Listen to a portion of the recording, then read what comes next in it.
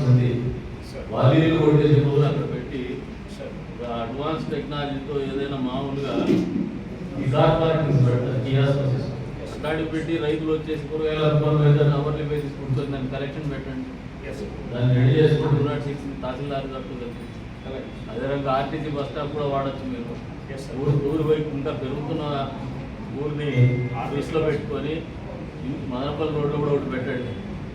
ఎక్కడైతే కాలనీలు ఉన్నాయో ప్రజలు నివసిస్తున్నారో అక్కడ రెసిడెన్షియల్ ఏరియాస్ ఉంటే ఎక్కడో చోట చూడండి, 4 చోట చూడండి, ఒకే చోట పెట్టేసరికి అది ఇబ్బందికరంగా మీరు వార్పుడ్ బేసిస్ మీద చేయించండి. అలాగే ఆర్టీసీ బస్ స్టాండ్ని 99 years లీజ్కి మున్సిపల్ కనుక తీసుకున్నట్లయితే అక్కడ మంచి మార్కెట్ ఎస్టాబ్లిష్ చేయండి సార్. మీరు లీజ్ ప్రాజెక్ట్ మొదలు పెట్టండి. మీన్ వైల్ కావాల్సింటే ఫెసిలిటేట్ చేద్దాం, వాళ్ళని అడిగి తీసుకున్నాం, ఇబ్బంది లేదు. నెక్స్ట్ మీటింగ్లో కౌన్సిలర్స్ పెట్టి అప్రూవ్ తీసుకుంటాం. రైట్ లేఅవుట్స్ చేస్తున్నారు.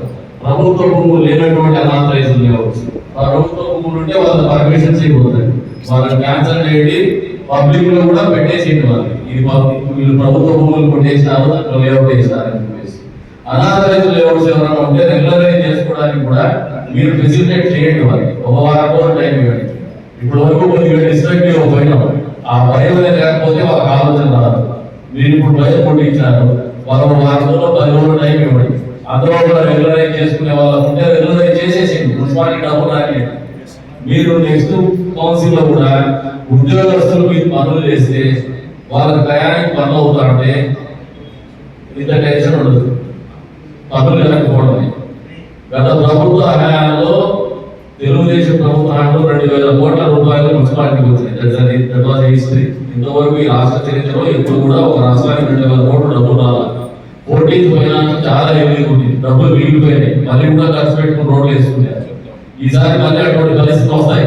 వచ్చే రోజుల్లో మున్సిపాలిటీకి బ్రహ్మాండంగా డబ్బులు వస్తాయి, నిధులు కూడా తీసుకొస్తాం, ఎక్కడ కూడా ఇబ్బంది ఉండదు.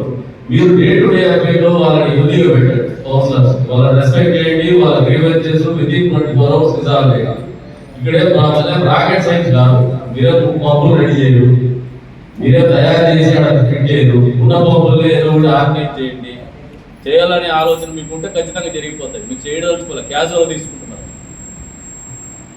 పారిశుద్ధ్యం చేసినటువంటి పారిశుద్ధ్యానికి ఉన్నటువంటి కార్మికులు ఉన్నటువంటి సంఖ్య ఎంత, పనిచేస్తున్నటువంటి సంఖ్య ఎంత, ఎప్పుడు ఇది జరుగుతానే ఉంది. పట్టించుకోకపోతే గమనైపోతాను.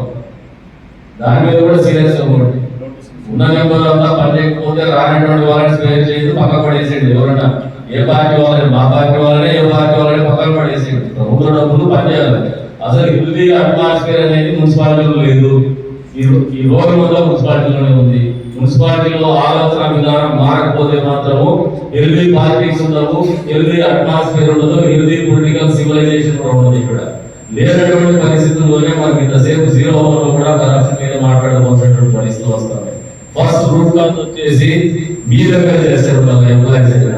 వాళ్ళకి రెస్పెక్ట్ ఇచ్చి రిజాల్వ్ చేయడమే కాదు, సొంతంగా మీరు కూడా ఈ ఊరిని బాగుపెట్టాలా, ఈ ఊరు బాగుండాలనే ఆలోచన మీకు కూడా ఉంటే మాకు మంచి చేసినటువంటి వాళ్ళు అవుతారు, మీకు కూడా గౌరవం వస్తుంది. మీరు ఎప్పుడైతే మా వాళ్ళతో కలిసి, అంటే మా వాళ్ళంటే పొలిటికల్ కమ్యూనిటీ, అది బియాండ్ పార్టీని మాట్లాడుతున్నారు. మా రాజకీయ నాయకులు మా ప్రజాప్రతినిధుల్ని కాన్ఫరెన్స్ లో తీసుకొని మనం కూడా పార్టీ మసాలకి అందరూ కలిసి తిలాపాపం తలా పెడగలనే విధంగా 2 రూపాయలు మా అందరూ కలిసి భోజేద్దామనే ఆలోచన వస్తే మాత్రం ఊరికి మంచి జరుగుతుంది. ఆలోచన నుంచి బయటికి రండి. మిమ్మల్ని అప్పీల్ చేస్తాను, రిక్వెస్ట్ చేస్తాను, మీరు మార్పు రావాలి. వచ్చే రోజు ఈ మార్పు రాకపోతే మాత్రము మీరు గుర్తులుగా వ్యవహరిస్తే వచ్చే రోజుల్లో రాజకీయ నాయకులు 5 ఏళ్ల తర్వాత వాళ్ళే పక్కకి వెళ్ళిపోతారు. ఏసీబీఎస్ మీకుంటాయి, మీరు అర్థం చేసుకోండి.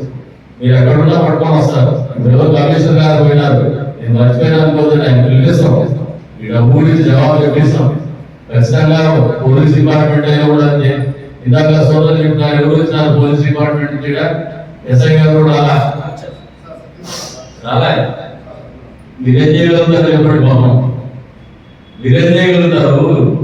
ఈ municipality is concerned, town is concerned, this is the highest level of authority. ఇక్కడ మీరు కానిస్టేబుల్ సెటిల్ అయ్యారు ఈ మీటింగ్ కి. టౌన్ సిఐ గారు, ఎస్ఐ గారు పిలిపించుకోండి. మీరు ఈ షుడ్ అటెండ్ ద మీటింగ్. వాళ్ళని కూర్చోబెడితే వాళ్ళు ఏం చేయగలుగుతారు? వాళ్ళు శక్తి వాళ్ళ పని చేసుకోగలుగుతారు. These are the basics. మీరు అది కూడా ఫాలో కావడం లేదు. వాళ్ళు కూర్చోబెట్టి ఏం చేయగలుగుతారండి? మీ గురించి ఏం చెప్పినారు చెప్పండి. అది కాదు, పోలీస్ వాళ్ళకి ఇక్కడ ఒక ప్రతినిధి అప్పీల్ చేసినాడు, వాళ్ళకు ఒక సమస్య చెప్పినాడు. ఏ సమస్య చెప్పినాడు మీకు అర్థమైందా? ఏ సమస్య ఆయన ప్రస్తావించాడో తెలుసా?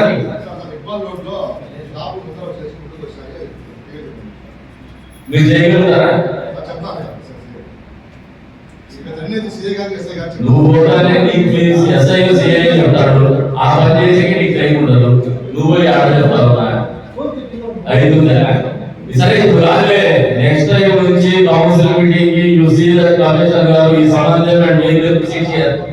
కూర్చోవాలి. ఎంత తప్పే ఉందండి? నెలకోసారి అందరూ 30 మంది ప్రతినిధులు ఉన్నారు, పరిపాలన ఇదే కదా. ఇంకా మున్సిపాలిటీ వాళ్ళు చేస్తుంది, టౌన్ పోలీస్ చేస్తుంది మున్సిపాలిటీకి కదా.